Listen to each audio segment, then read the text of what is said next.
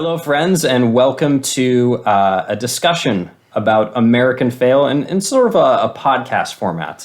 We just wrapped up about 20 minutes of discussion about the beginning of how American Fail got started, some crazy stories along the way, how the record almost got stolen and was never to be. And so make sure to check that out. That is on side B of the vinyl. So check out the American Fail vinyl on the Little Elephant. Pre-order it or order it wherever you're listening to just to get that content because it is exclusive to the pressing. But, you know, there's a lot to talk about with this record, more than 20 minutes. And so I thought we could just really start to dive in to this record and learn so much about it because it is lyrically dense. It is musically dense. And there's so much packed into these 19 and change minutes. And it really starts with this punk blast right off the top and Apocalypse Motherfuckers. Bobby, where did that come from? You know, where what was the blast beat? You got to start with a bang. Was that the first thing that came out of this?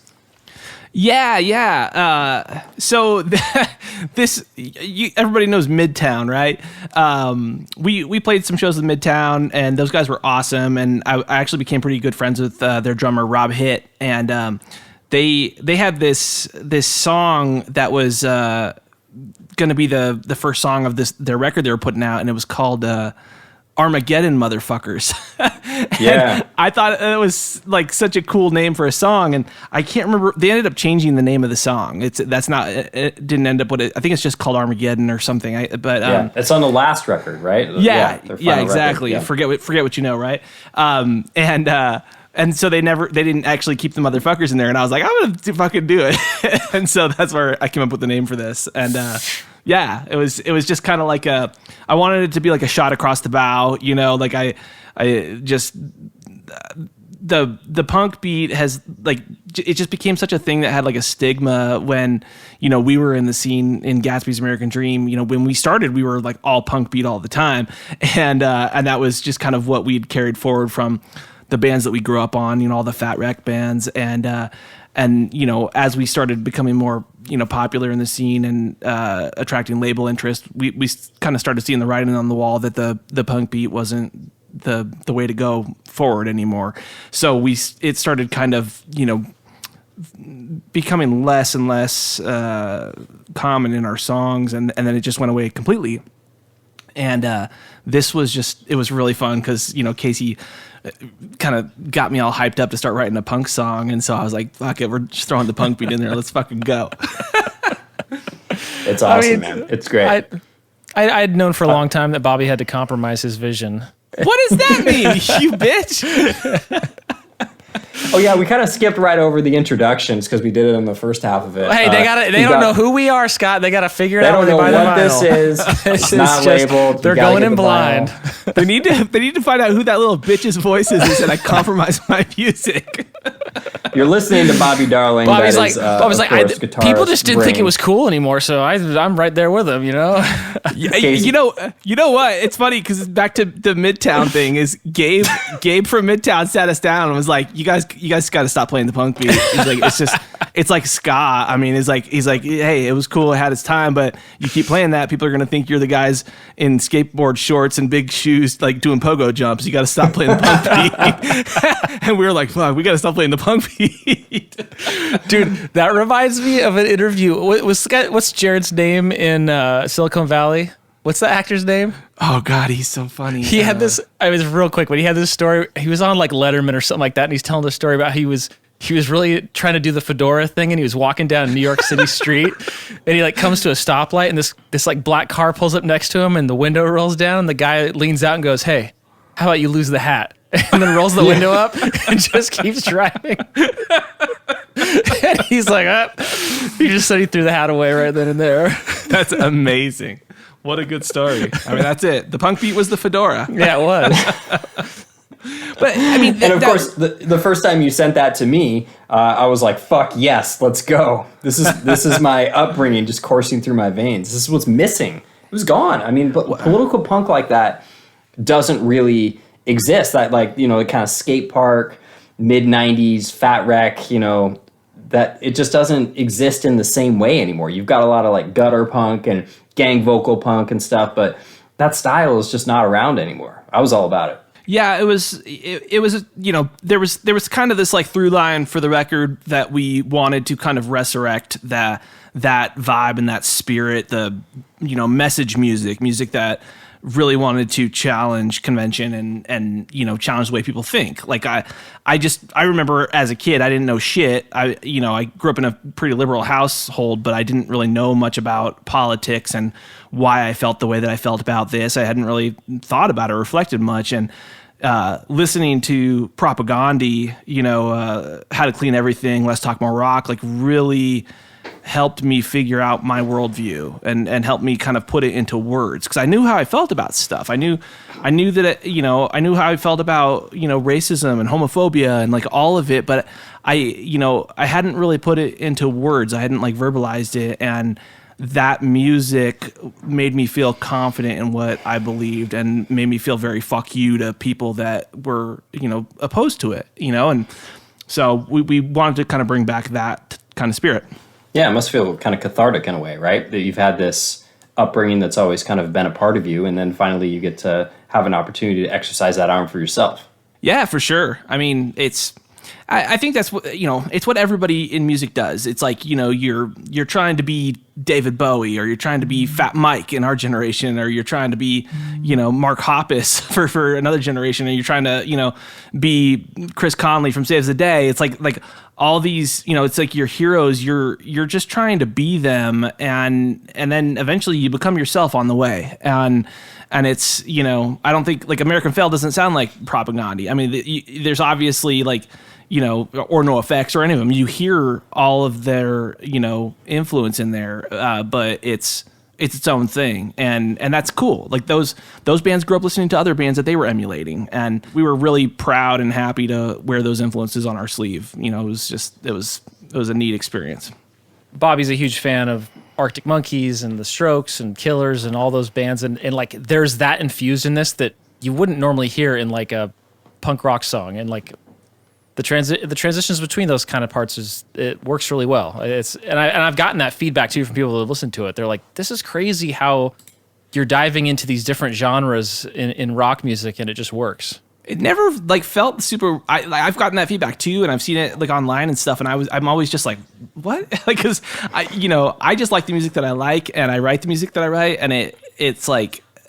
I don't know. It always sounds like Bobby, right? Like you're like, your songs always sound like Bobby songs, and it's like, I'm like, what does that mean? Like, shut up. And I'm like, write a punk rock Bobby song, Bobby. Jeez, stop letting people tell you what to do. It's I don't know. Like it felt very effortless for me for those things to kind of just weave in and out of the punk rock opera. It just like, that's, I don't know. It all just kind of makes up my musical DNA. I'm the bastard child of like, 90s skate punk and 2000s, garage and retro. Like it's all of that just kind of like is where, I don't know, our land. But Casey, it's like you love all those bands too. It's like that's kind of, I feel like we share that common language, and that's it just felt very, very natural how that came together. It wasn't very like a conscious effort to do it. No, I mean this thing, and I think that's probably the reason it got done at all, was that it was so effortless. I mean, especially from your part in just the writing of it, and it was like there was so rarely a time where you were sending me stuff that I was like, this isn't working for me. Like it was like every time you do something, I was like, even if it didn't quite work, I was like, I could see where it was going, and I was like, maybe and there were parts of these songs that I'm sure we'll talk about later in this that were like they didn't really work, and that we found a way to not only make them work, but like it came out even better than it could have had we done it the more traditional way. For sure. Yeah, I mean, I'm just thinking, even going sequentially, for me, you go into Flat Earth with the second track, and Bobby will remember, and again, we've like blazed right past introductions or anything. I don't know. I don't know how I would describe my role with the record. I'm Scott. My name's Scott. I basically just like would text back and be like, yeah, maybe this, and then that's sort of there's this executive producer, dude. There's this there's this casino term, Scott, called the cooler. Yeah, that would be it.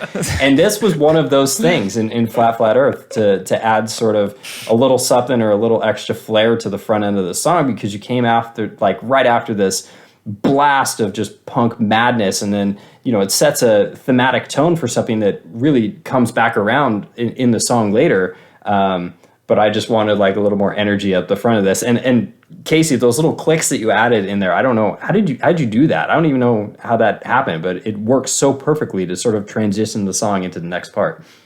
Well, I remember even from probably after Yuri had done the drums and we were just getting like a rough mix together, you always had your one big beef with the song was track 2. Yeah. Like you were like, oh man, it's really just like bringing me down. It's like...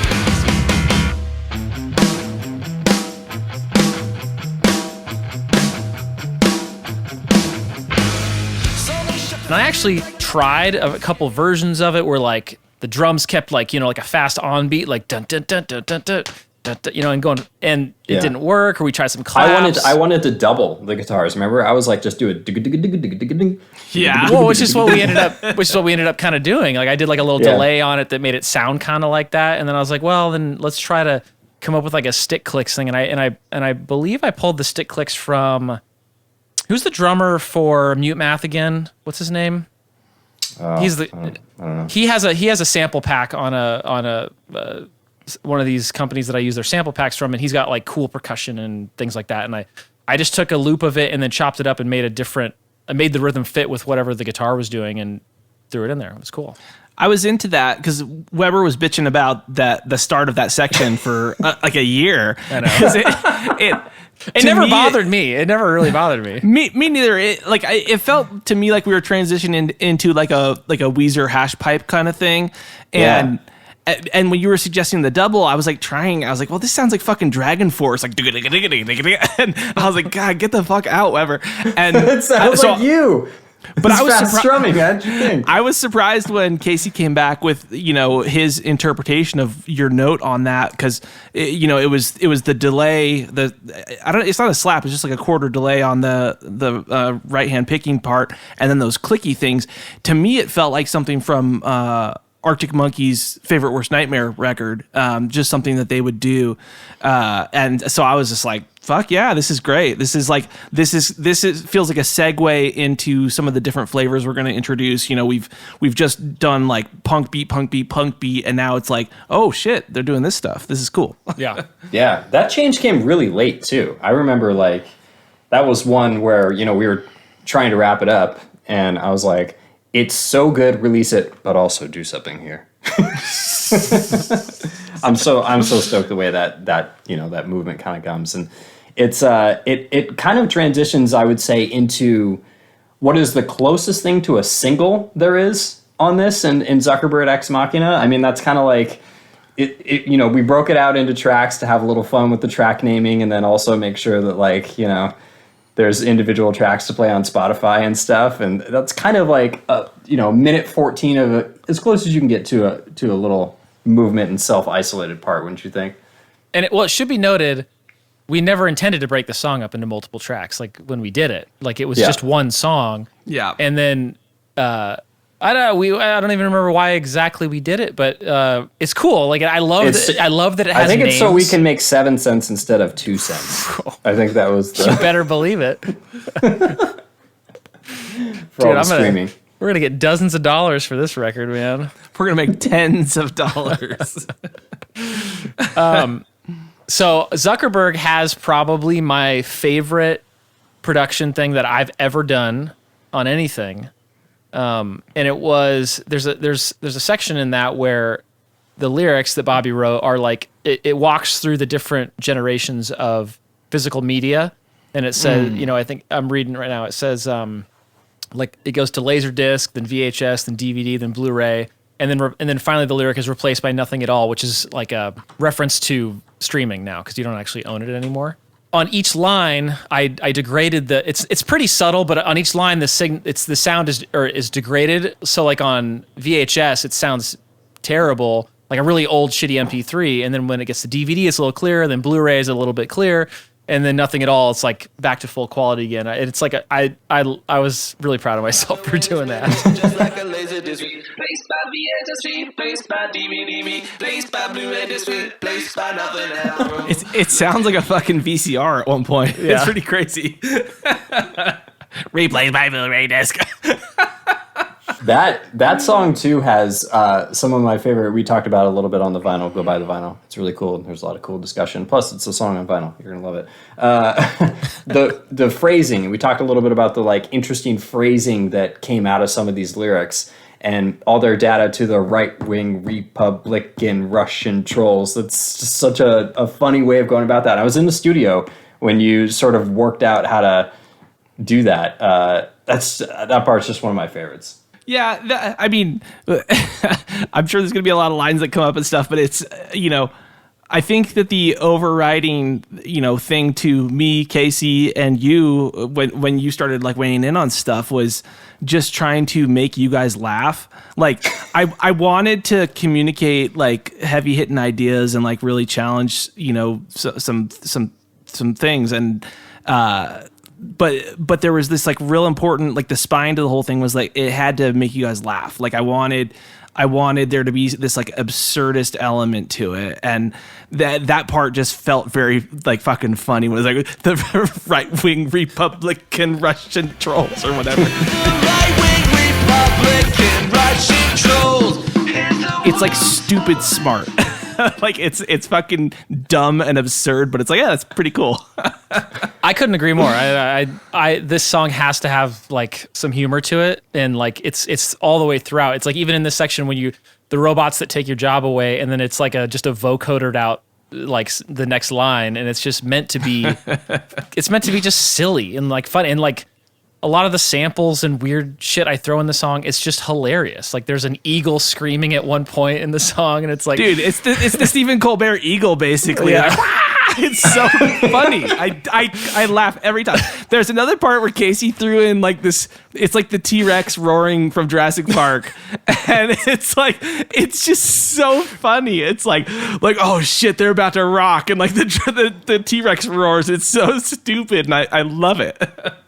I was one of those things that I put it in and I loved it, but I was waiting for Bobby to notice it. And I go, do you notice anything about that one section? And like I get a text back. It was like, is there a T-Rex in the song? I was like, yep.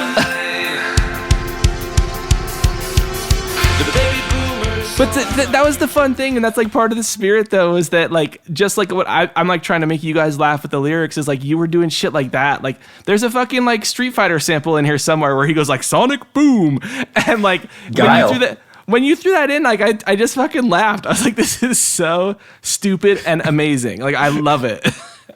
It's funny because when we hacked up these songs, and that was an exercise right at the end, and that was like, okay, we're gonna release this as separate tracks and sort of give it these anchors in the song physically as well as with song titles. And, we had to make some tough decisions on when to split because there's some movements that are only 20 seconds long, really, and they're like their own individual part. And so we had to combine some stuff. And it's like you move into Whoops, We Broke Democracy, and it starts, the very first line in that is you take a platform designed for ranking girls, like it's from the Zuckerberg content, it just kind of like rolls over into the next section. So, it's maybe not the perfect split, but, you got to get within, the Spotify's, 30 seconds was minimum for a Trying to make those dollars, dude. Dude, the last track is like 22 seconds, and then it's just 8 seconds of silence. Tens of dollars, baby. Dude, on Whoops, We Broke Democracy, there's that that line you just said, Weber, and in the second line is install a fascist government and fuck up the world, and I threw in the ICQ sound, yes. and I was like, it was like one of those other things. I was like, yes, this is so perfect. That's what's so interesting about a lot of these lyrics is like they're still very, very poignant in this time, but like you go into Frontierland, it's weird because we really haven't had any like school shootings or mass shootings because of COVID in part, right? But this is still at the time when it was written was like right after Parkland. I mean, this was called Parkland in that's right in the original track titles, and then change it to Frontierland, because I mean, I used to go to Disneyland as a kid, and there's a shooting gallery in Frontierland, so that's where that came from. Let me say one real quick thing about it. I know I just want to, like, it made me think of like the song.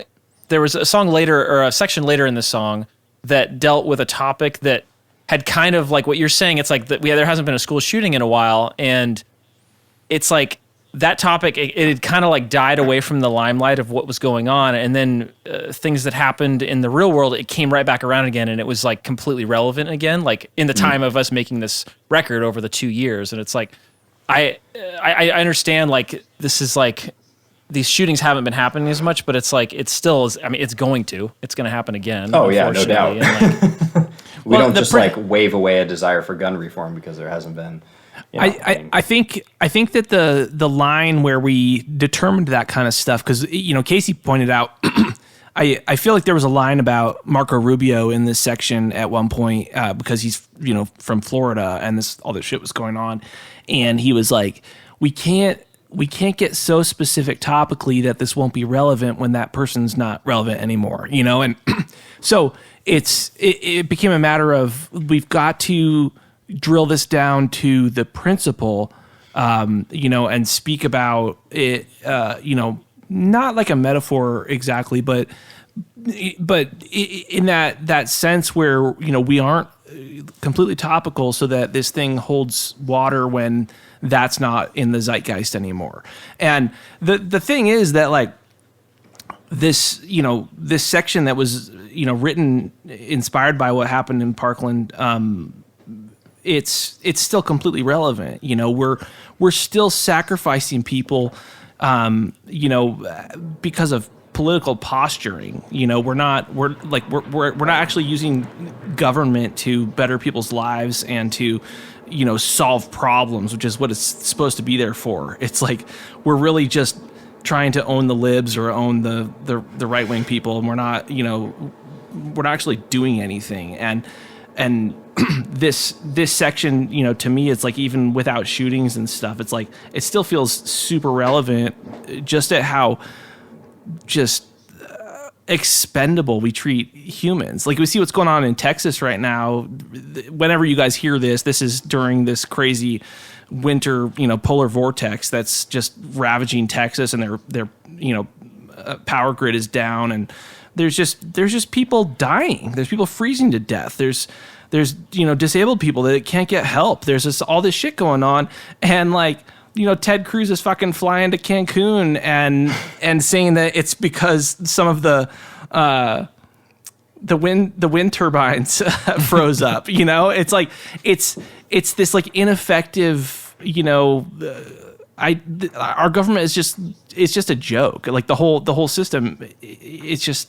I know I'm rambling here, but the principle still applies, and that's why this section, holds up. And I think that's kind of like our North Star when we're discussing a lot of these topics, because a lot of stuff isn't going to be relevant at some point. It's like, who's going to fucking care about Marco Rubio when he's out of public office? And I'm glad we didn't mention him in the lyrics.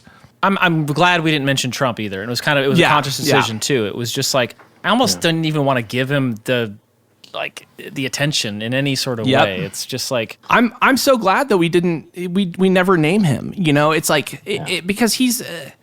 I hate it when people are like, well, Trump's just a symptom of the problem. Blah, blah. It's like, well, all right, whatever. He's also a piece of shit.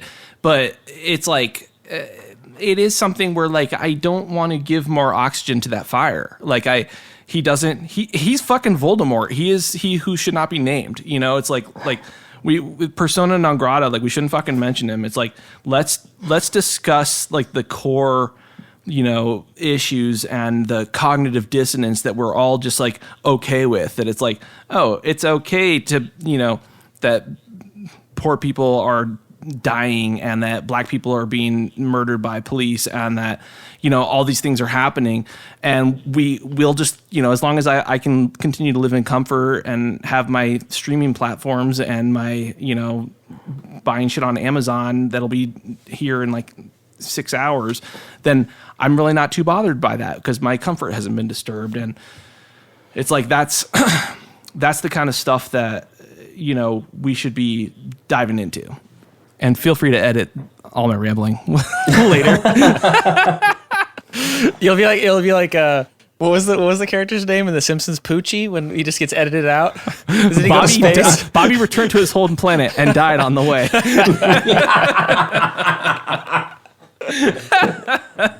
I'm like, what's up, kids? You ready to get radical? Oh my God, I haven't thought about that in 15 years probably. It's the best. Oh my God. Let's talk about Wretched Refuse, because that is sort of, one of the anchors in the song. Certainly what I would say is probably the most catchy part of the entire record is the back half of that movement where you say, I don't want you, get the fuck out, baby, which comes back later around. But would love to just hear the perspective around, the lyrics to this and where this comes with Lady Liberty and how that originates. Yeah, I guess I was just thinking about, I guess just like saying the quiet part out loud. It's like, oh, you're not supposed to say that part out loud. And it's like, how America has shifted its stance towards immigrants. Like it's like a dirty word, and that these people are like less than is just bananas to me, because this country is a country made of immigrants. It's like, it's what it is. It's like, so it's that whole thing is just, it's just such a crazy thing to me. And so somehow I was just struck by the idea of the Statue of Liberty being like, get the fuck out, get the fuck out. And just like drop kicking people out of the country. And I just kind of put it to words. And it was just something trying to make myself laugh and trying to make you guys laugh. but it's really, it's poignant and it's spot on. I think it nails it. So that's my favorite. That's my favorite part of the whole record is the last kind of 20 seconds of that segment. It's just absolute perfection. The first time I heard that, I was like, okay, this is actually a very, very special thing that's being made right now. Thanks, man. Yeah, Nice. I think this is probably, the most important part of the record to me too. And the most powerful part is the, get the fuck out, baby. I don't want you. Like the I don't want you is almost like something that you would hear in like a love song. And that's kind of like not lost on me, is like where there's this like unrequited love for America and the American dream and what America's supposed to be, that people come here thinking that it's going to be better than where they came from. And they just want a chance. They just want, something better for themselves. And what's wrong with that? It's like, that's what we all want. And it's like, that's what I wanted my whole life, was just something better, and to be just kind of like kicked in the balls, like just to be like, no, fuck, get the fuck out. You don't get to come here and get the better thing. And it's like, that is just such a, I don't know. It's just, it's horror. It's something that makes me, and it takes the wind out of me. And so I'm really glad. It's like I don't ever feel like any of this stuff is so much by design as that like we stumble into it with the writing, and it's like for every really great thing that turns out like, oh wow, that was a really good one. There's 10 things that were really stupid that we threw away, and it's just this kind of like we're stumbling around in the dark until like we kick something with our toe and go like, oh shit, what is that? And that's this part. And I'm so glad we found this part, because it moves me, and I'm happy that it's on the record. I still get chills. Yeah, I do too. And it transitions really well into So American as well. And I don't want to, I want to make sure that we go back to the little Saves the Day reference, but the last section, you kick off this second part of this, and So American says, I think I've got this tendency that I want you to have less than me. It's so American. I mean, that's really a theme that pervades all of these lyrics all the way through. Like every single movement has that sort of thematic feel to it, because that is American. We're seeing that more than ever in today's era. And so I think about this section in particular, So American. Now I see things through a new lens just by the way that this song is written and vocalized. That's one of my favorite lines in the whole song, is the "God damn, it's so American." I love that line. It just nails it, because it totally is. It's like we got half this country that like completely agrees with the sentiment, and they're like, it's like you can read it both ways. Like they'd be like, hell yeah, this is American, or it's our side of things. Be like, God damn it, that's so American. The best part about this movement, too, just from like a funny story here, is that obviously the first line, "Last Night I Dreamt You Called" from Costa Rica, that is from You Vandal by Saves the Day. It's on their second album. And we were so brazen with it that Bobby, you were tweeting at Chris saying like, "Don't sue me for this." No, I did. And then we just fucking Casey named it. Then we just fucking named it You Vandal. Well, it's like, what are they gonna do? I know, they're gonna come out after these dozens of dollars. They're like, we want our tens of dollars. Yeah. You're gonna cut a royalty check to Chris. And just be like, all right, 50 cents as per the agreement. I'll give him $20, and that'll be more than any of us made on this record. Seriously. Actually, I guess it depends on how well Scott hypes up this vinyl. We'll see. That's right. But I mean, this line is just such a it's an homage. We love Saves the Day. Like we grew up on them, and they were such a huge influence on us at such a just special season of our lives. And it was really nice. It was fun to kind of give them a shout out. And it's funny. It's those happy accidents, where that you bump into. Like I was working on that part. Just it was just the guitar riff and the drum beat, and locking in the kick pattern to the dun dun dun dun dun over a punk beat, which I thought was fun. And I was like, what kind of melody can I put over this? And it's in a major key, which Saves the Day song isn't. And I was just kind of dun dun dun dun dun dun. And I was like, oh, okay, yeah, it's a Saves the Day thing. It's like, last night I dreamt you called. Last night I dreamt you called Costa Rica, a place with universal healthcare, but for some reason we need to. I was like, well, that's fun. And then I was like, well, why don't I just Costa Rica? I was like, do they have universal healthcare? And I Googled it, and they do. And I was like, this is amazing. This like, man this is does like, his research. Pardon me? Nothing. What'd you say? No, I said this man does his research, man. This is important work. But it was serendipity, It was Totally. I was able to use that whole line from their song and then talk about universal health care, and that like these places that actually have a better situation than us, we have to like say, hey, you're not fucking allowed in America. Yeah. And it's like, well, they're like, cool, bro. I didn't want to come there anyways. I love this whole part of the song too. These movements back to back, because it really brings back the punk beat, and these two sections, this being So American, that follows, You Vandals is that part of that movement is very, very fast. And then you kind of bring it down with So American. Casey, you were talking about, waves earlier, about how we kind of go through and from them, on the album. I mean, Innis Arden 1940 is as hard as this song really goes past the initial onset. It's very, very fast, and then it has the reprise of Get the Fuck Out Way Baby, which is just, obviously my second favorite part on the record. Casey, what's the story behind the name of this? Because this is one that you named. This is a reference to a neighborhood that my mom grew up in. And I guess for her it would have been the late 50s, early 60s. But her father, my grandpa, had bought a house in this neighborhood in North Seattle called Innis Arden, and the neighborhood it was called a restricted neighborhood when it was first built in the 1950s, I believe, and it was only white people who were allowed to buy houses there. That's part of the covenant, right? Yeah, I mean, and they have there's a whole list of things like you may a person of color may enter the premises if they're like a servant or of some sort, or like Jesus. They have all these things, and it was heartbreaking to even find. This is something I just found out this within the last 12 months or so.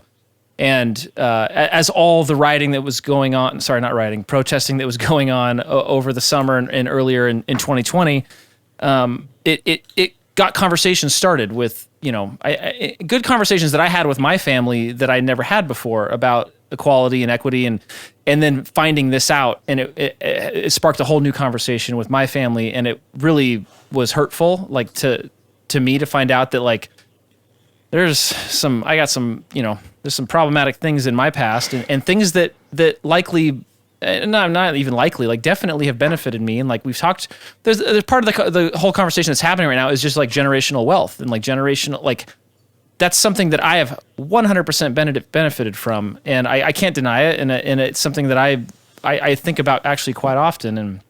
And the idea that my grandfather was a part of that, and I don't know, I never knew him well enough to know what his mindset was going into that situation, but I would like to think that I would have done it differently. I don't know. It's a hard part for me, and I wanted to like throw it on here. I just hope someone would read it and look, like, go, what is Innis Arden 1940, and then Google it and maybe learn something like, oh shit, like and because these things have been going on all over the country, right? Like there's these types of neighborhoods and areas all over the place, and it's held people down, and it's really sad. And we find new ways of doing it. It's That's like still every going generation. on, It's like, yeah, we put a new paint job on it, but we still find ways to keep black people out of our neighborhood, right? It's like, okay, well, I'm going to move in a neighborhood where they only sell houses that are $400,000 and above. And statistically, black people are far less apt to be able to afford that than white people in America right now. And that fucking sucks. And it's like, and I don't think that I would hope that most people aren't like going into those situations thinking like, I need to go find a neighborhood that will price out black people. But even though that's not what they're thinking, that is what they're doing. They're moving into these neighborhoods that people of color, are not able to afford, just based on the breakdown of what their what's the word, median income is, and it's like. So, but it's the quiet thing that we don't want to say out loud. Like, oh, you're not supposed to say that part, But it's like it is what happens, and why people are like, oh, it's such a nice neighborhood, it's such a great neighborhood, and you go and you visit it, and there's no black people, and it's like, they don't even realize that they're being racist, like they don't realize that the whole endeavor, the whole thing is just racist. The idea of suburbs, getting out of urban areas, like let's go get out there and put walls around our little community and price people out that are undesirable. And it's, class and wealth and race, like they're also, inextricably woven together. Martin Luther King Jr. talked about that a lot. He talked about universal basic income, and he talked about, one of my favorite things that he said. I'm not quoting directly, but he was like, look at your neighbor's yard, look at his driveway, look at the car in his driveway, and look at that nice car he's got. You don't want a nice car for yourself. You want a better car than he has, and that's the problem, with this whole thing, is that you just want to have more than what other people have. And in effect, that means that you want those people to have less than you.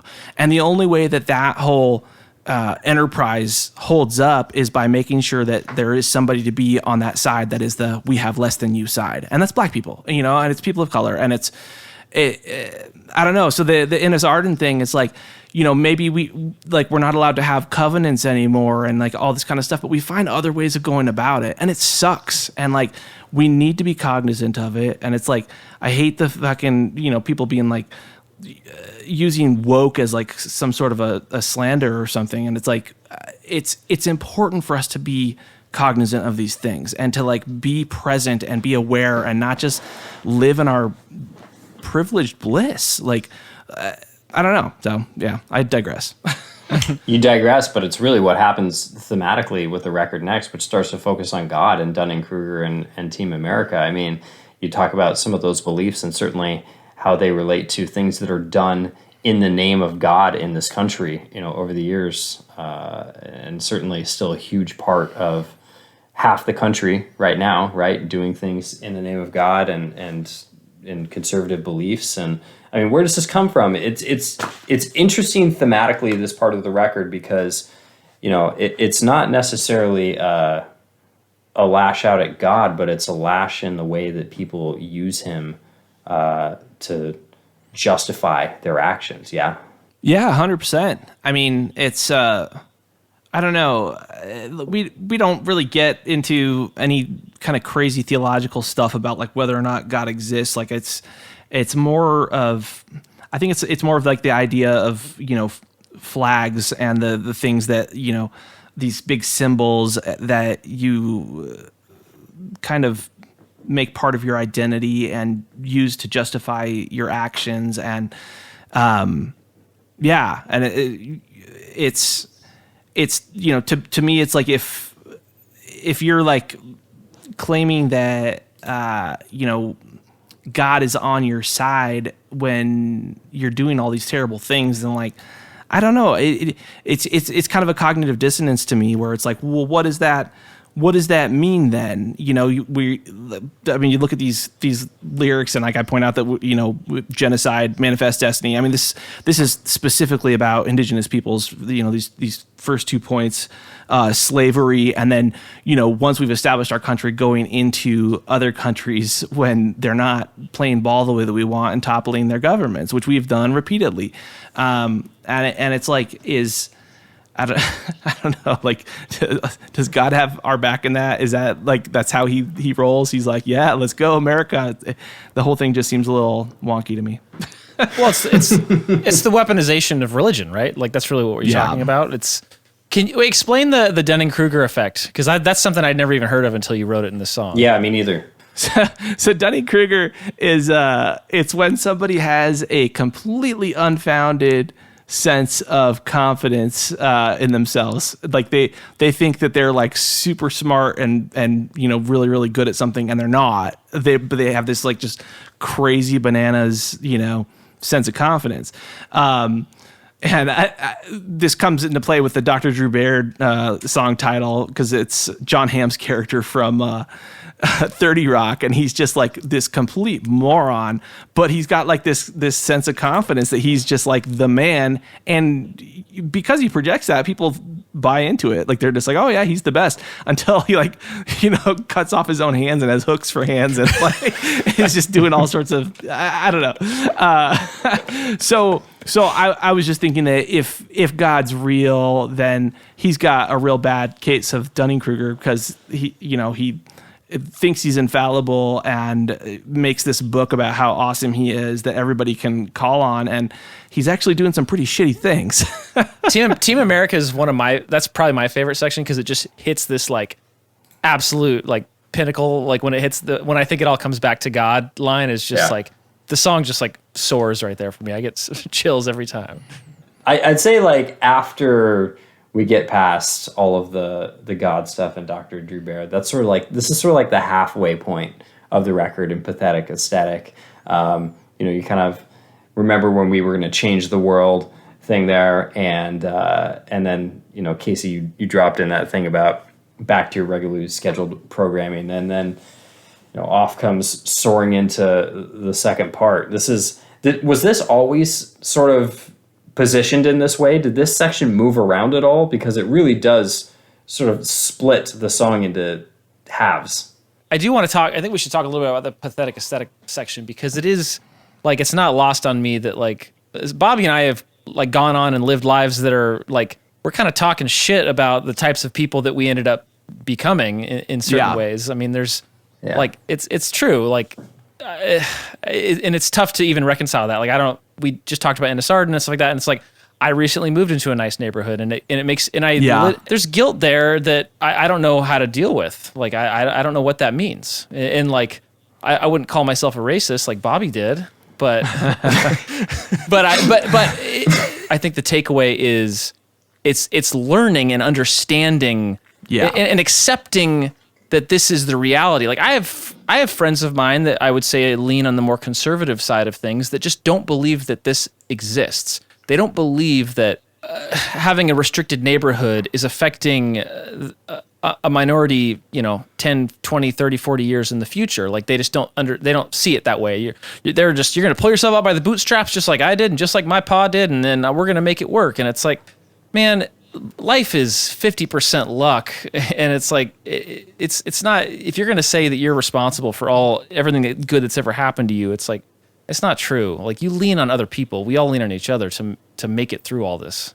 All right, so we soar into Masters of the Universe, really hammering home. I mean, a lot of what you just talked about, Casey. You know, the regular scheduled programming is white patriarchy. You know, it's really interesting. You know, it also calls back to that whole "I want you to have less than me" theme that really pervades a lot of this record. Even, you know, now as I sort of look section to section, it really is one of the core tenets of this entire album. I love the transition too of like we start talking about like, yeah, you know, we recognize how ironic this is, and back to your regular scheduled programming. And it just like it goes right back into the punk rock.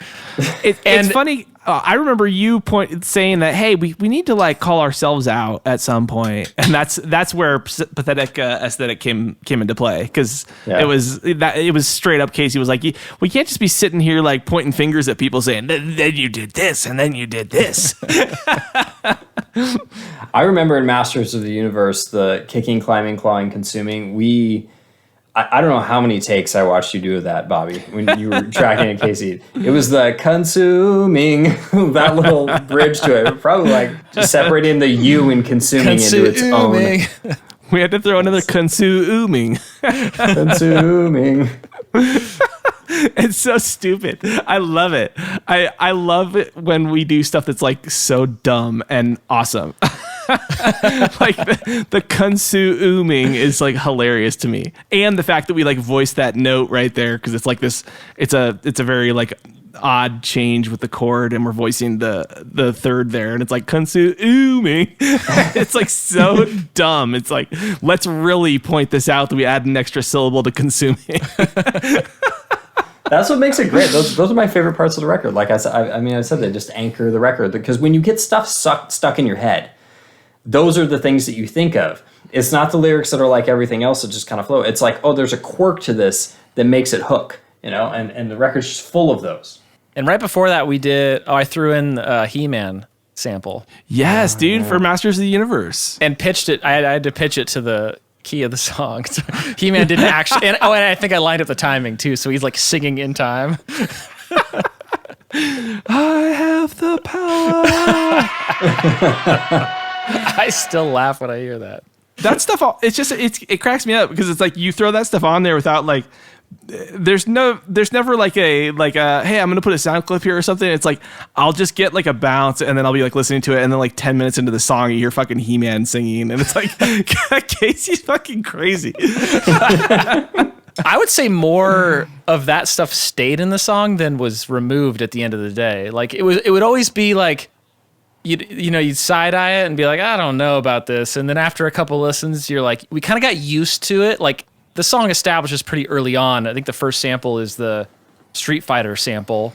And you're just kind of like, okay, that's weird. and then it just keeps going, and it never stops. And you're constantly hearing these bizarre production tricks. You did it all really tastefully, though. Like there's a few parts where they really jump out at you as kind of segues between songs, but which it's very intentional, and that's cool. But for the most part, like they're very subtle. You know, it's like on first listen, it's like, do people notice it's a T-Rex roaring? I mean, I don't know. I don't think so. Like a lot of the stuff is like super. It's just kind of like blink and you'll miss it, and it makes it really rewarding to go back and listen to the record. And it's I don't know. I thought you did a really good job keeping that stuff subtle. After this, I'd say this is probably the biggest hard transition in the whole record, right? Because renting money from guys with money to make some money, one of my favorite song titles and phrases in the entire record. That's like a stylistic hard shift. Like, and it doesn't sound anything. That's why I love this section. It doesn't sound anything else like the rest of the record.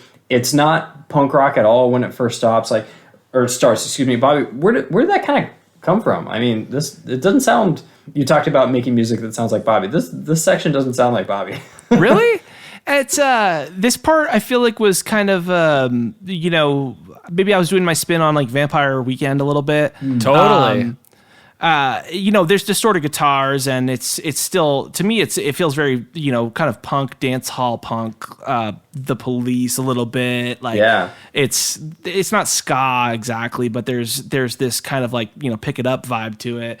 And Yeah, but it was super. You know, I was trying to like incorporate a little Vampire Weekend. I think that happened a lot of times on the song, not Vampire Weekend, but like where I would be like, we need to introduce a new flavor, and then I'd go like, you know, listen to one of my favorite records. You know, I'd be like, you know, I mean, even just scrolling back a little bit to the White Patriarch plutocracy part, like I feel like that part I was like, you know, we need a part that feels no use for a name, you know, like I want something that feels like it would be, you know, it would fit on their record with Tony Slice singing it, and you know, and or I'd be like, okay, I want a part that feels very MXPX, you know, like responsibility, or you know, just like something, and so this section I was like, let's bring a little bit of kind of that Vampire Weekend flavor into it, and that's kind of where it started, but then it turns into this kind of like lagwagon trashed thing where that's where you sing your backup, I think, right? Yeah, now we're getting to the part, we're getting to the reason Scott's even here today. he's like the moment you've all been waiting for. Scott, tell us what you were thinking in this moment. Like, where are you coming from with this one? Oh yeah, I've got so much What to was share it about like that. when you sang the most important line on the record? I think my whole involvement in the record is just to make it more punk rock where I feel like it needed to be. Pay back the money! Yeah, and I was like, you should do like some sort of callback here. Because there was like that little gap. It was like to make some money, and then there was just, you know, guitars going for the 3 seconds, and then into that next section. I was like, what if you did a little callback there? And Casey, you went, you know what that means? Get in the booth. Dude, and I went in, and I was like, whatever. Casey, One take, Weber. No, I know. I think Weber did like just a couple of takes, and I was like, no, cool. I did one. I just screamed it and my voice cracked, and you're like, all right, let's pitch it up and compress the shit out of it. And that'll be it. No, I remember like, you being "Are you sure really you got bummed. Yeah. He's like, should I do that again? And I was like, no. And you're like, I should do that again. And I was like, nah, that's cool. You wouldn't let me get in there and do it again. Hey, Pay back the money. That is one of the highlights of the record to me. And my memory of making it is Weber singing that part, and just like listening to it back that night and being like, this is pretty cool, and just thinking about like Weber must be fucking stoked because he sound like so stoked.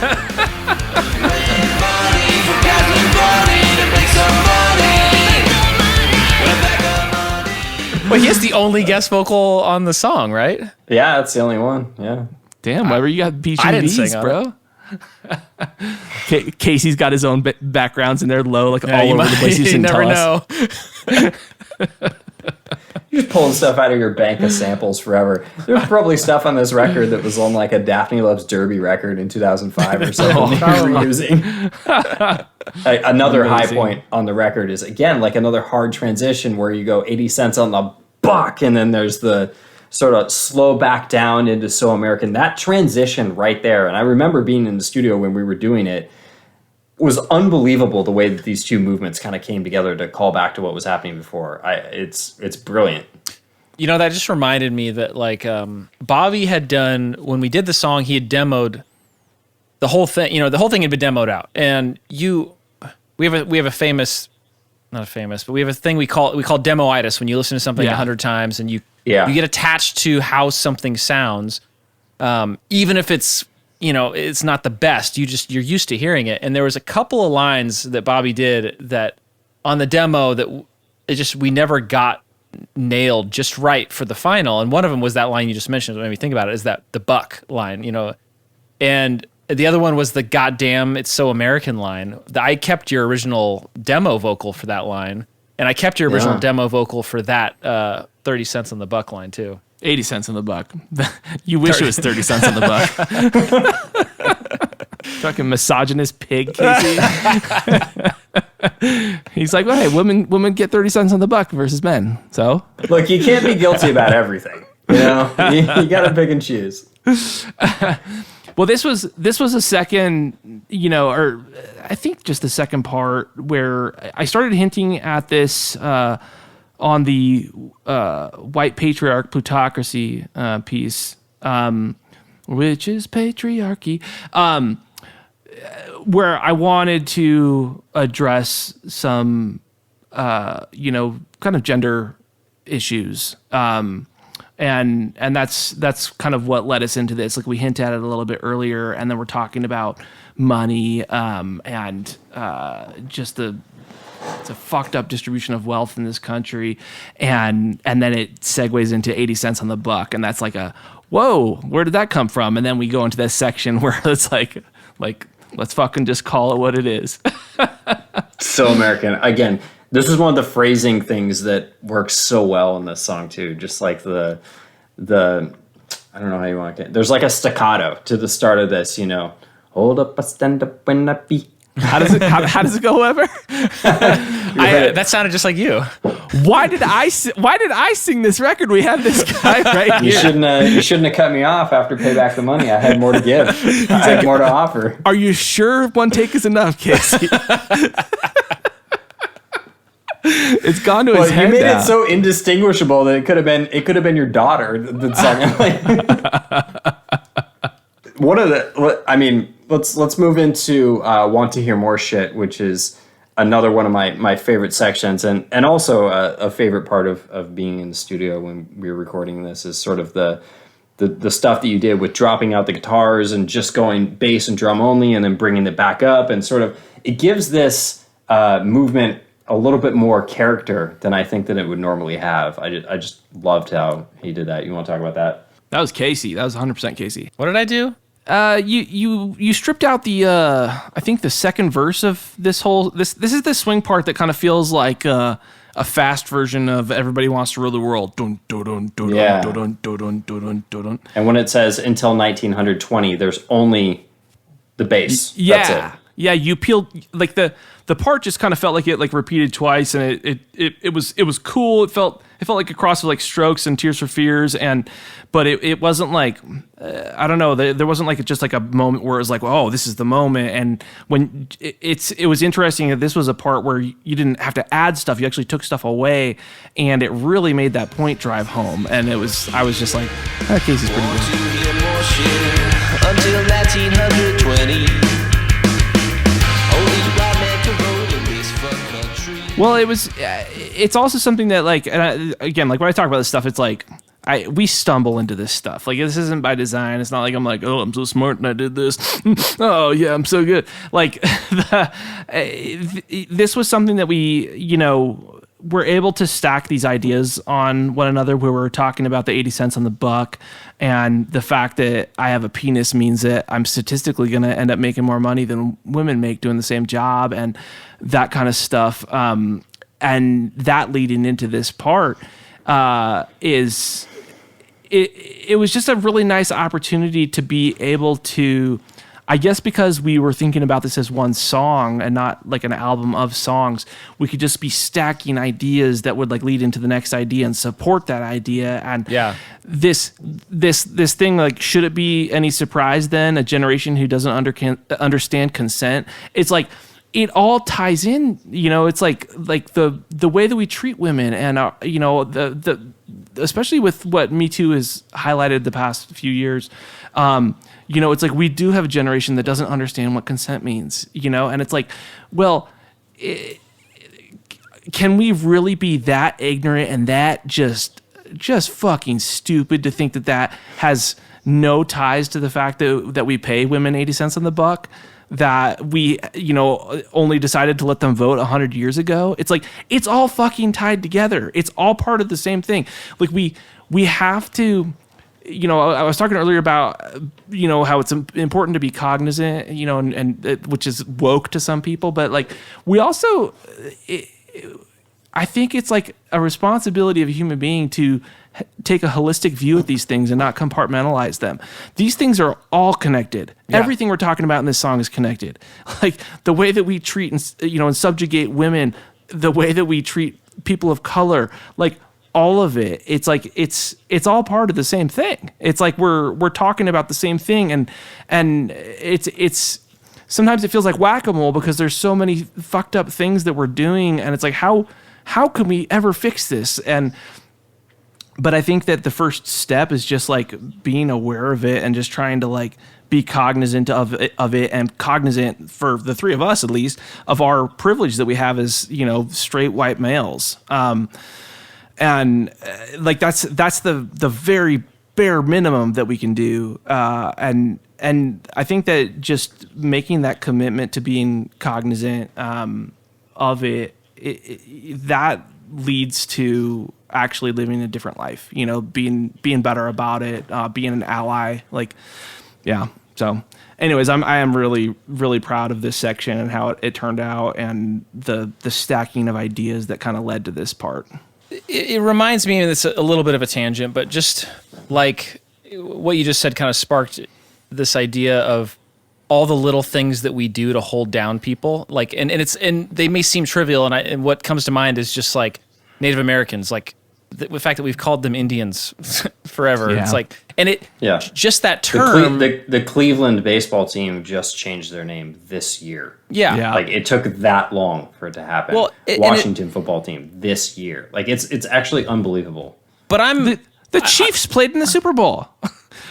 wait, did you see the picture where it said the Chiefs end zone and it said end racism also in the end zone? It just made my brain explode. Like, end racism, Chiefs. Yeah. But this is what we do. It's like we just like partition off part of our brain to not look at the part we don't want to see. It's true. It's fascinating, and the thing is, I'm learning a lot just through all of this. Like, I'm learning things. Like, I'm a bit ashamed to admit it, but it's like it's only fairly recently that I fully understood that we called Native Americans Indians because we thought they were from India, and it's like, and then we're like, and then forever we're like, oh yeah, that's what you're going to be now, and it's like that kind of stuff. Just like it builds and it builds and it builds, and it holds entire people down. Like it's just sad, and I don't know. I love that you're pointing this out. It's something that that's the thing with this record is that like I don't think that we like set out to like be like I'm the standard bearer of being woke, or I'm we are this is what it means to be an ally or anything like that. It was like we just all these topics are things that come up in conversation, between the three of us all the time, and that are just kind of part of our, whether it's like one of us will send a meme to another one that kind of points out something absurd, or like any of this kind of stuff, and it's like it's all just like kind of part of the fabric of our relationships, and how we're trying to navigate the world, and it all just kind of like happened very organically with the things that we communicated on this song, and I'm super proud of it. Like I'm happy that we went where we went, and that we were sensitive to these topics, and that we were like, let's find a cool way to present this and maybe fucking change someone's mind, or maybe make somebody think about something a little bit different, I mean, like if you were to put it down into like two words, it'd be like critical thinking, right? Like that would be like the one thing you'd want to just get out of this, is to just people to think a little bit more. Well, even you kind of come to grips with that, Bobby, and Old Man Yells at Cloud, right? Is you realize that you're ranting, but that this stuff is important, and you're not apologizing for it, but how it might come across. I remember when we were talking about what to name this, we're like, .jpeg, should we put an E? Or should it be just JPG? Or do we want to stick the E in there? We went with the E. We went with the hard E. So. I'm sure we'll get into it later, but on the new American Fail record, there's a line right now that says roll safe. Wait, roll safe.jpg, I think, is the line. It says roll safe JPEG, and it's the guy who's like, he points at his head, he's like, he's like, think about it, like the famous JPEG. And like I love the, that's a wait, it's a GIF. No, that's a JPEG. Well, yeah, it's a picture. I mean. I think there is an animated version of it, but I always look at gotcha. the picture of him just going like this. It's like, don't fly to Cancun when your state's people are freezing to death. Ted Cruz, roll safe. Oh my gosh! I mean, this is when I think the back half of this record, really the back quarter of this record, gets really introspective as you kind of wrap that whole stuff up. Because I mean, the section really from the beginning to there, it's been topic after topic, and then this is where you start to kind of get introspective about it before you launch into, for which it stands, where you kind of puff your chest out again. I just puffed my chest out. Pay back that money. Yeah, I mean, I think you nailed it earlier. We shift gears at Pathetic Aesthetic and start exploring some of these ideas that kind of convict us a little bit, where we're talking about our own privilege and not just pointing out that, the just nonsense and bullshit that's out in the world, but actually kind of like, taking that magnifying glass and pointing it at ourselves. And, it definitely like leans into it at this point. Yeah. And for which it stands is, like I said, it's a very sort of defiant turn back at everything. Let me take this opportunity to reject the shackles. And then you're blasting. And then, after that, the record really, I think, undergoes some of the most unique movements that it has that actually depart from a lot of the themes in the songs, where the whitest folks catch the breaks. This section went through a lot of different iterations, right? And this was moved around and where would it be placed and stuff. How did we land on this ending up in this section and lyrically all that? Casey, that's probably for you. Yeah, that was Casey. This was probably one of my mistakes, like in the whole process, and we alluded to it earlier. And this was always in the original song from 2018. I can't remember, Bobby. What was the lyrical inspiration for this part? Like, what was happening? Was it something that happened at that time, or was it something that happened like in the past that sparked that? I think it goes to the section that we deleted about Jamestown. Yeah. And that we both loved. Like it was another one that was kind of up the Vampire Weekend kind of alley. Mellotron and organs and stuff, and it just kind of felt like that. And we felt like it was kind of like just taking the wind out of the sails at the wrong time.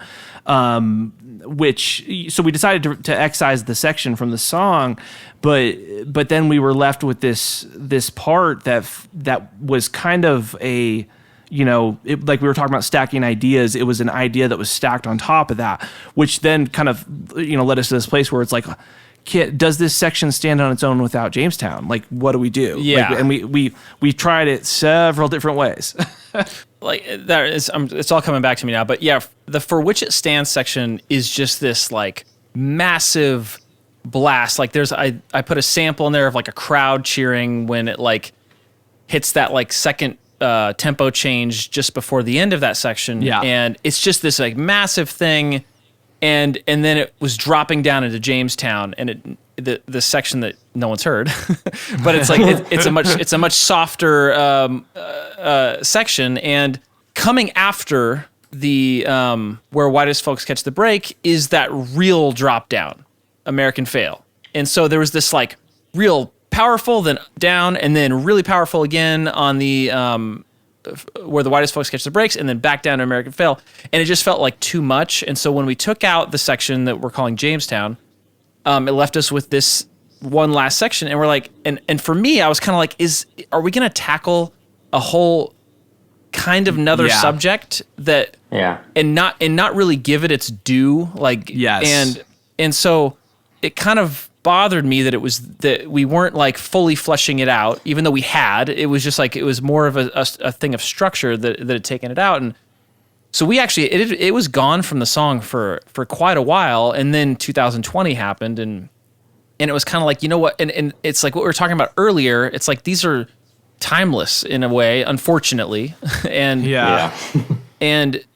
and it kind of got it like, we need to put this back in the song because it's just as we wrote it then, and it kind of fell out and felt like maybe this isn't as relevant anymore. And then, whoops, here it comes right back around again, and it's just as relevant as ever. And so we played with structure and trying to find a spot in the song that like maybe thematically fit more with this section, and then it ended up being just right there at the end, originally where it was, that it hit the best. And it's just like this like insanely powerful, just like slow beat, drums going, and like I think it works great. And we did at the very end. There's a sample in there of I Can't Breathe. a crowd chanting "I Can't Breathe." It's very low. It's not meant to like really call a super amount of attention to Yeah. itself, but it's just one of those things that it's like you would think that we wrote that this year, but we wrote it years ago, and it's like 3 years ago. Yeah, I almost it's like, and that should be like that's powerful in and of itself. It's a crazy thing because I guess I just hadn't even thought about it. Like the crux of our struggle was that we didn't want it to come across that we were just like paying lip service to this topic with a throwaway section, or just like, here, let's put 15 seconds of the song towards racial inequality. I mean, I know we discuss different elements of it throughout the song, but you know, it was like when we took out the Jamestown section, it was like this kind of identity crisis for the song, and I think that's what held us up for so long. And you know, honestly, like this final act of the song like felt really, you know, we were trying to come to terms with it and what it was, and you know, are we adequately saying what we want to say about this? And you know, I think we definitely came to the, you know, conclusion that it's like, yeah, you know, this, like, we don't, you know, in keeping with the theme of the rest of the record, like we're not necessarily addressing it, you know, super specifically topically, you know, but it is completely woven throughout the DNA throughout the song, and it feels very, very true to the song. So I'm so glad that we came to the place where we kept this section in, and it is one of the most powerful parts, and it feels like a very, you know, like it's kind of the part of the epilogue of the song, and but it is, gosh, and I'm sorry to just go on and on about this, but like it hits in a weird way, like looking at it now, you know, and us discussing the song, that like we wrote this so long ago, and you know, before George Floyd and before everything that's happened this year, and it's like, and you nailed it when you said it's sad. It's sad that this part is still relevant. Like that sucks. Like I wish that it wasn't. I wish people would be like, gosh, where'd they get that from? 2018? But it's like, that's not the case. This feels like this is going to be relevant next year and 5 years from now, and that fucking sucks. I think, you know, carrying the heaviness and the thematic part of that into American Fail, and sort of letting that mellow out, and then end with a burst of energy. You know, Absolution is just it's just kind of a release, and I love that it's called Absolution for a couple reasons. One, you know, there is a Muse thing going on there. That it does definitely kind of sound like an homage to Muse. What? Doesn't have anything to do with it at all. It's just a nice little coincidence. But you know, how do you describe, you know, using Absolution to sort of justify, or I don't know, because it is like a faux guilty sort of release from everything that you've just talked about, which you know that you're complicit in a lot of the back half. It's really interesting to just have that emotional burst without any lyrics at all. Like you've said so much, and just let it roll. This section was Casey's idea, so you take it, Case. It was. It totally was. Like I thought the song was done. You're like, we need a break here. We need something like special to hit. It's got to be hard. It's got to be this, that, and then I was like, okay. So good. I'm trying to remember how all this happened, because there was a time where you wrote most of the song, and I was like, dude, we gotta have some bass shit in here that's just like awesome. Yeah, that's right. And so much of it was guitar driven, like most of the song. I was like, you got to do something, you know, no effects, just cool shit that's just like ripping bass. And so, the way I remember it is you wrote that bass line, which is still the bass. I did not re-record that. That's your demo bass. Like I just You didn't do that? No, you're gonna beat that. That's Fucking awesome. coward. You fucking coward. That part shreds. Oh, it's that like shreds. It's insane. It's like it's one of the coolest. It's such a great. You sat through, you know, whatever 18 minutes at this point, and like and then it hits that soft section, which, by the way, right when you enter that soft section, Bobby sings. Oh yeah. What is it? Where Where are all these stupid people from? Where all these stupid people are from, which is from The Decline. That's right. Yeah. And originally, the song, and I was bummed that this didn't happen, but originally, with all the structuring we had done, the song, that line actually came in at exactly the length of The Decline. Like it was 18 minutes and 23 seconds or something like that. Whatever The Decline was, we designed it so that Bobby sang that line at the exact length of The Decline, but I believe it was taking out Jamestown that screwed that up. Yeah. And we just had, it was a bummer because it would have been such a cool little Easter egg, but I forgot that line's even in the song. now well, that it's you super mentioned low. it. It's super low, and we Yeah. I was like, we gotta like explicitly say that this is like, such a big influence on us. That song.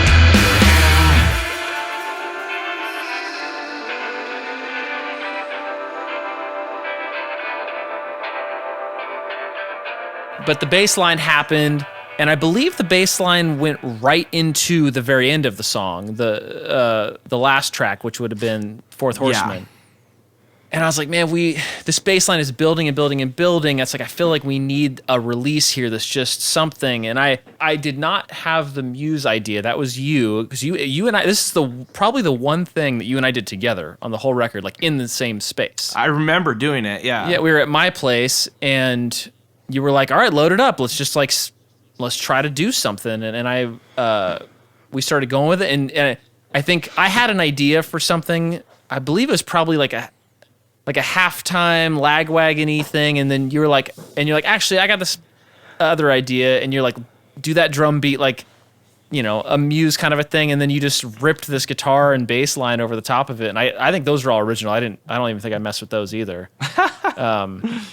But it just like fit. It was like it needed that like moment, Yeah. that like Scott's saying, it's just like it needed that little bit of a breath, because like what comes next and what finishes the song to me is like I don't know that you're ever gonna write a better ending to a song than what you wrote. Like, I mean, how do you? It's partly because the song it's how 20 minutes long, and then to just bookend it like that, like after this journey, and just to hit it out of the ballpark, I don't know. You're not going to beat it. Sorry, buddy. You peaked. Thanks, Casey. It's all downhill from here.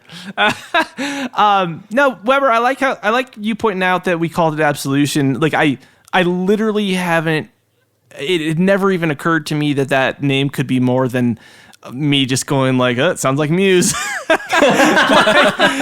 But you saying that, like, now it makes me think about that the song's called Absolution, and it's like the one chunk of the song where I'm not like filling it with my id, where I'm like stuffing it with words and my thoughts and my ego and my, solutions to everything. And it's like, we've discussed like so many of these really problematic topics, and especially this last chunk of the song, kind of turning the camera back towards ourselves. And what we talk about in this big soft section is like cognitive dissonance. We talk about that, like the things that we do in our life practically don't align with how we really think of ourselves. We think that we're good people, and we think that we live these upright lives, but like the nature of our privilege and the nature of our existence means that we're wronging the people that don't have that privilege. And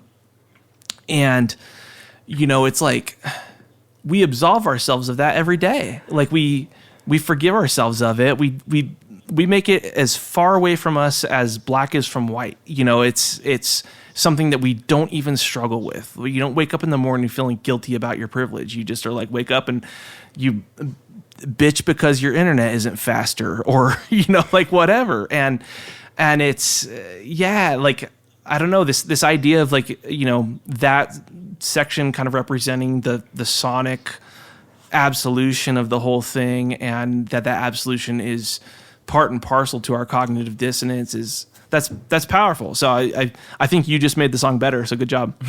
Yeah, I mean, it's amazing you thought about all the meanings that could have when you named the song. literally put zero thought into it. I was like, oh, this is a Muse song. We're gonna call it Absolution. Oh my God. I mean, we could talk about how the naming of the songs went. But like, honestly, the cropping and the naming of the songs happened in a day.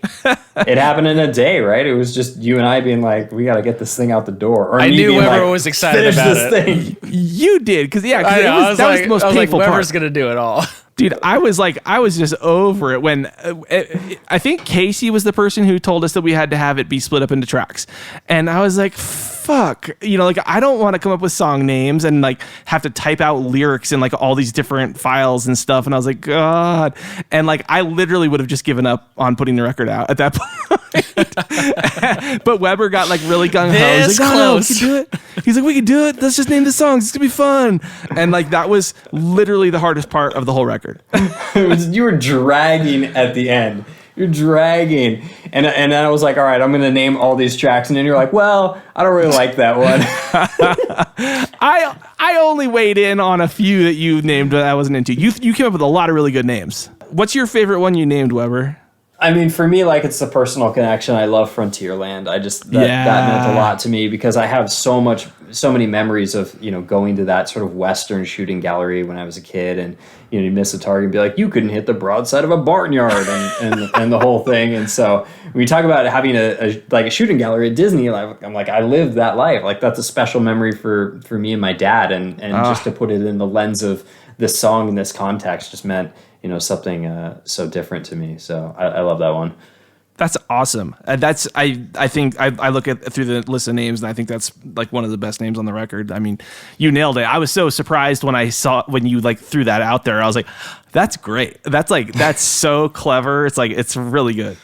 But yeah, I mean, that's it. That's kind of the breakdown of the record. We went a long time on that, but it's cool to, hear the sort of insight into these things, I think, removed, especially because, some of this stuff like we said, it's been almost 3 years since the genesis of some of these songs. So to go back and have a retrospective is cool. So I guess the question is now to sort of wrap things up is what's next?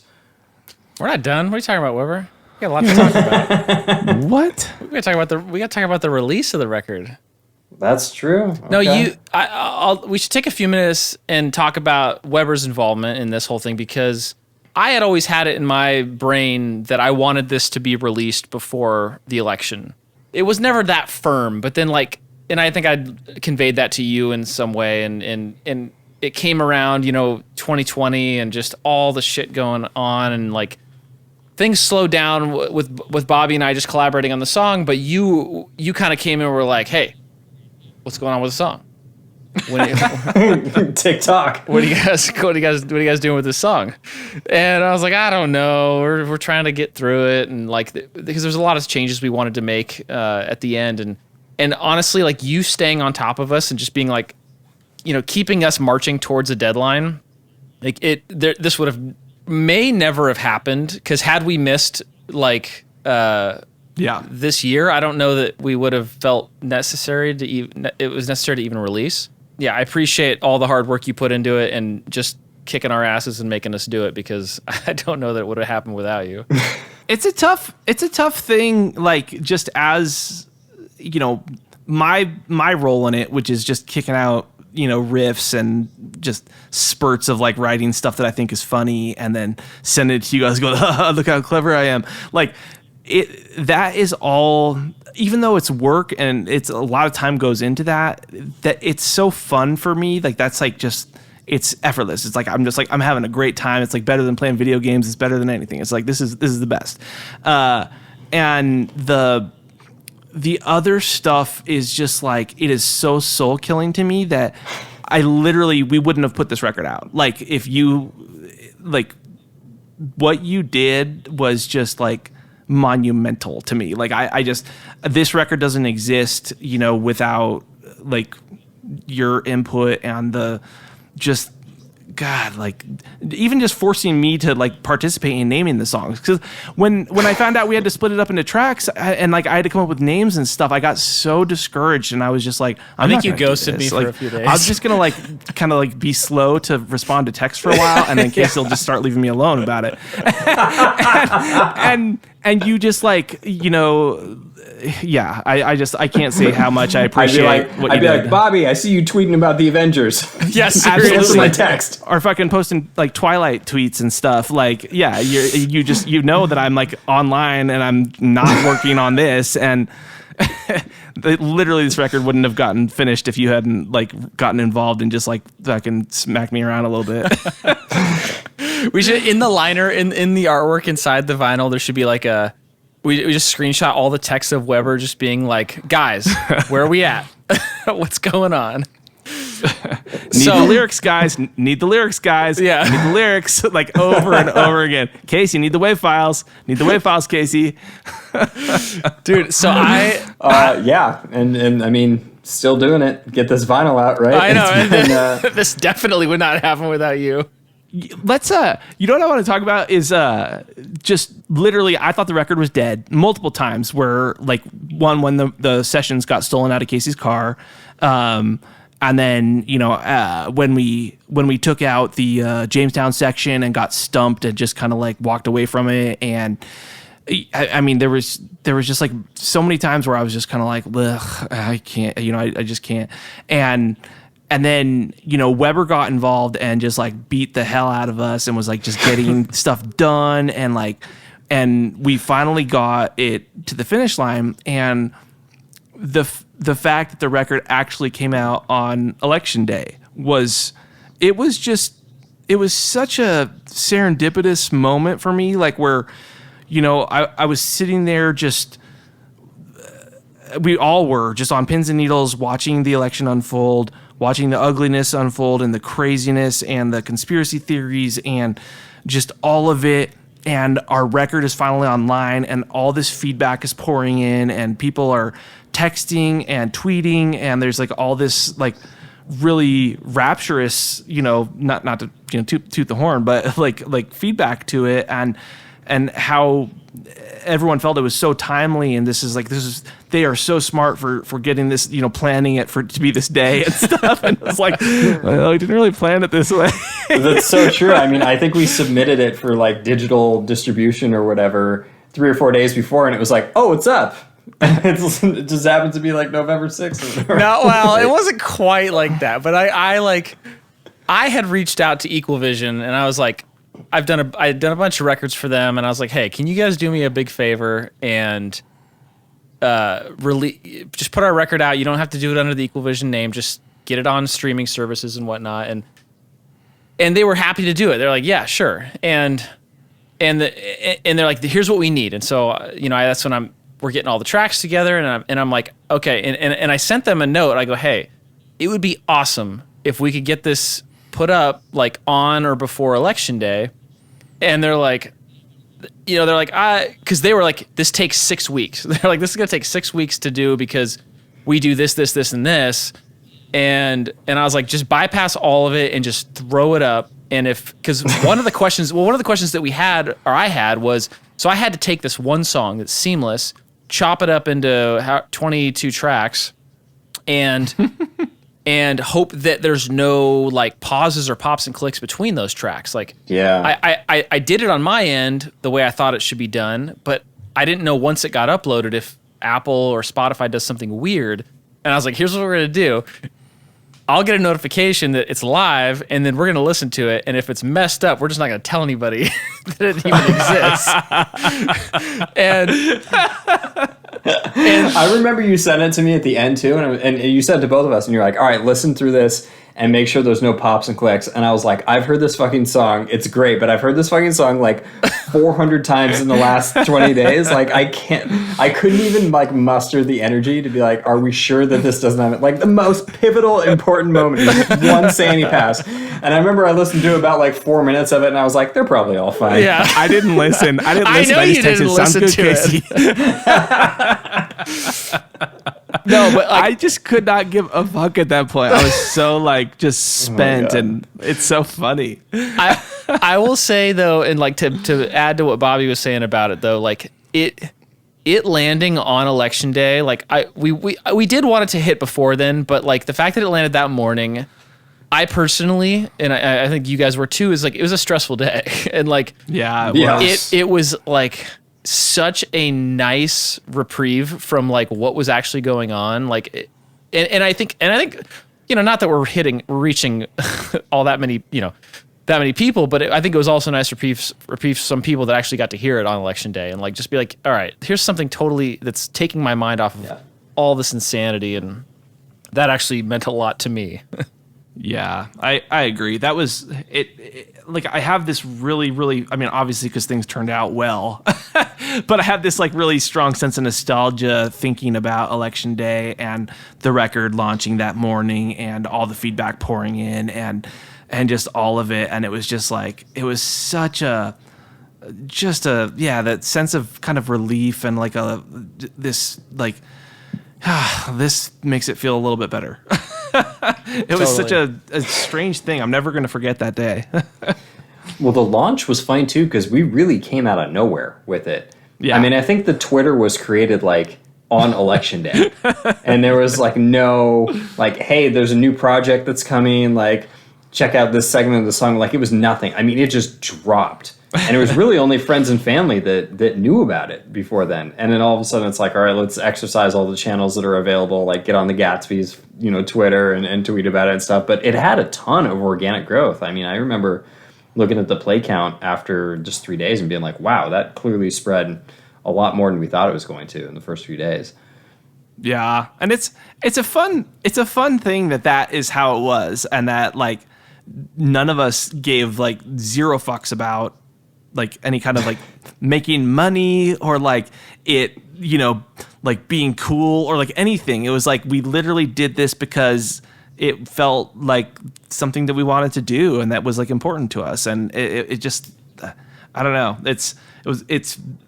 I've put out not a ton. I would say a good amount of records over the course of my career, and this is a very singular experience that was like art for art's sake, and just very true to like our beliefs and true to our friendships and true to who we are as people. And I don't know. This one's always going to be really special to me.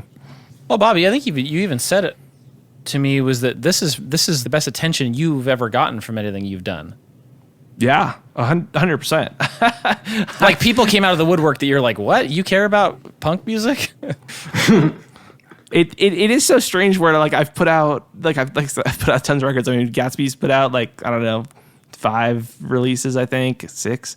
And then there's like Search Rescue, Places and Numbers, what Money Pit. I mean, like, I've released a lot of records. And I've always really wanted people to be excited about the stuff that I put out, and I'm always kind of like, God, why isn't anyone more excited? Even during Gatsby's, it's like we put out a Gatsby's record and then it doesn't set the world on fire. And I'm just like, what the hell? In retrospect, it's like, yeah, people loved Gatsby's and stuff. But it's like, if you were in my shoes at that moment, you'd be like, God, this is kind of underwhelming. And this was definitely like the first time I've like put something out and like people were like seeking me out to go like, dude, this is special. This is cool. Like you guys did something really like inspiring and I don't know. It was a different thing. It felt very authentic and like just, I don't know, unique. Well, it's kind of funny that this was the record too, where it was like, this is for me, sort of, like this is just what I want to do. And that's the one, because there's an authenticity to it, and it comes across throughout the entire record. It's pretty amazing. And also like I said before, there's I think a starvation for this type of music, this type of political punk that just doesn't exist for people like us that grew up on Fat Wreck and, buying Punkorama compilations and all that kind of stuff and finding new bands that way. Like, that's just, that's what hooked me immediately. And the fact that it was released in such a like relevant time, as we said, like the themes on it are timeless.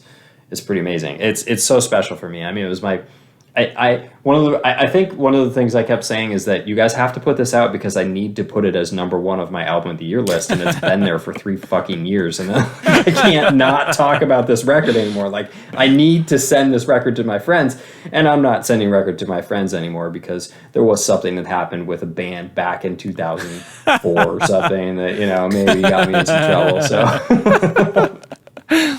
It is funny because you know we've got our like small circle of friends that we would, you know, share this with as it was a work in progress. Like, you know, obviously Weber was involved the whole time, but like my brother, like I showed my brother, or Kalen from Acceptance, who Weber leaked their record and Ruin their careers. But you know, you've got these people that are aware of it the whole time, and that are like every, you know, 3, 4, 5, 6 months will be like, hey, you guys ever gonna put this thing out? Like, what's going on with it? Like, and it was definitely like this. It was a journey, like 100%. Like there was so many ups and downs, and just times where, you know, I don't know. I'm just so glad that we saw it through and that we put it out. I would say like this is the thing that I'm without a doubt most proud of in my musical career. Me too. Weber Pretty too. amazing. Weber too. Weber too. Weber's Oh, like yeah. Weber's like this is the thing I'm most proud of in my singing career. I just thought of the conversation I had with Equal Vision around releasing it for election, and the reason they could get it in is like, oh yeah, we're completely steering clear of that week because no one would release a record during election week. Isn't that perfect? Isn't that just like perfectly us? I know. We just fucking suck. They're like, on the busiest news day of the entire year, let's release our record. We're like bad at this. So what comes next for American Fail? I think this was, at least in my mind, I kind of thought, hey, it was just like this one song, we're going to do it, and you know, it's just going to be this awesome thing. And then, you know, Bobby, it sounds like all of a sudden, you know, the feedback, I know you're like a ride the wave momentum kind of guy. You're like, fuck yeah, let's go, let's start the next one. And then, you know, this thing had been out for about 5 seconds, and you were sending me tracks from a new version of it. So, you know, what's next? What's the status with LP2? If we can call it an LP, I guess it's 22 tracks. That counts as an LP regardless of length, right? Yeah, what is it, Casey? Is this an LP, an EP? I don't think it matters anymore. It's what it was originally intended to be on the vinyl. That's what's going to be neat about the vinyl. This was the original version. It's hilarious that I've had some friends that have gone to listen to it, and they're like, yeah, it's cool, but the songs feel really choppy. Yeah. And I'm like, what are you? And they're like, oh, I've been listening to it on YouTube, you know, like just individual Oh song my by God. song. It feels like the songs like are cut off really abruptly. It's like, it's weird. Is there something wrong with the mix? And I'm like, go listen on an actual streaming platform, you dickhead. I had somebody do that. They're like, yeah, I listened to a couple songs. It's cool. And I was like, "Oh, you did not understand what was going on." You have to listen to the whole thing. It doesn't make sense if you listen to like one track on YouTube. Like it just doesn't work. No, it's a commitment. It's a commitment. We've made a horrible But mistake. yeah, so we're working on LP2 right now. It's in its you know, fairly early stages, but I think we've got a good spine for it, and you know, a good kind of central theme, and I'm really excited about it, and we've been kicking out some really neat parts that are kind of getting our creative juices going, and you know, we haven't even begun to get like weird with it yet. Like it's just kind of it's loose right now, but it's really exciting.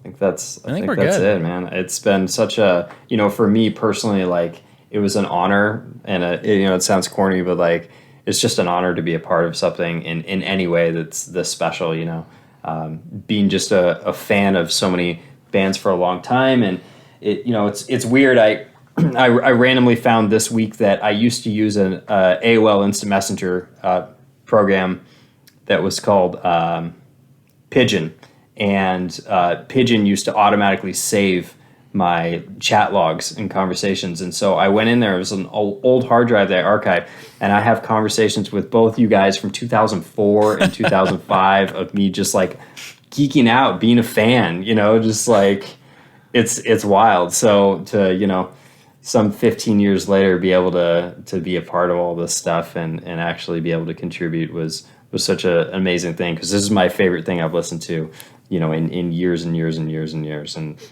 beyond just being a part of it, it's just awesome to be a fan of a record like this. And I can't thank, both of you enough for not only letting me come along for the ride, but just to, bring it into the world. Like it's pretty amazing. We leaned on you. Like, Hell yeah. it wasn't a like, well, I guess we'll let him in. It was like this would not exist if you hadn't gotten involved. I was out of gas, like completely, and you kind of swooped in and saved the day, and that wasn't even late in the game. I mean, that was like, 2+ years ago. Yeah, gas tank was on empty for a while. I think as just as an artist, the most valuable thing is enthusiasm for me. And you were just like so pumped, like whenever I would be like discouraged or like just kind of like, I don't know how to wrap this thing up, I don't know how to get over this next hump, and you would just like come in stoked and just be like, pay back the money. It just helped power through. Glad All right, it's we my gotta wrap legacy. this up. We're like jerking each other off right now. I know. Get this part off the fucking podcast or whatever this thing is. No, you're awesome. No, you're awesome. No, you. Leave it on. No. Don't edit shit. No, you. Let it free flow.